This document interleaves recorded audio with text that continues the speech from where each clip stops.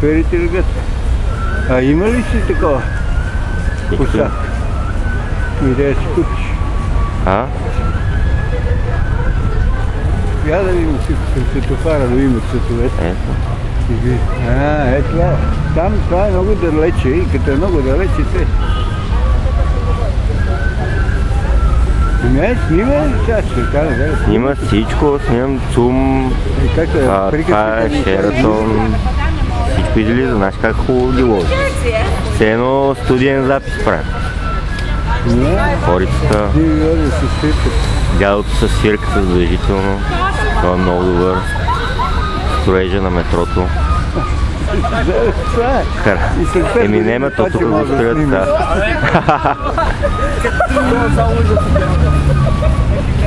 Ето тук всичко оградено.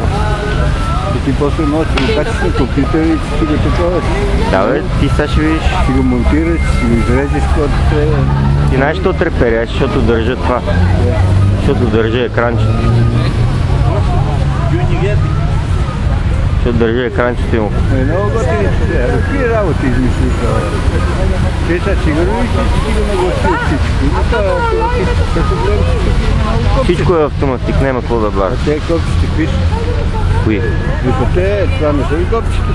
Това не винаги. Да бе, да, ама това е допълнителни такива настройки.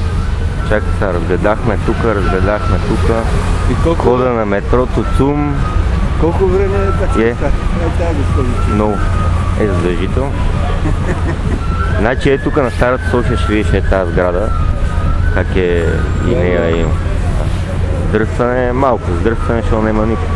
А това е някаква нова църква. Това е тази църква. Това е католическата църква? Католическата църква. Еми аз няма знам. Еми тук обиколихме, за какво да снимам повече. Партийния дом. Партийния дом задължително.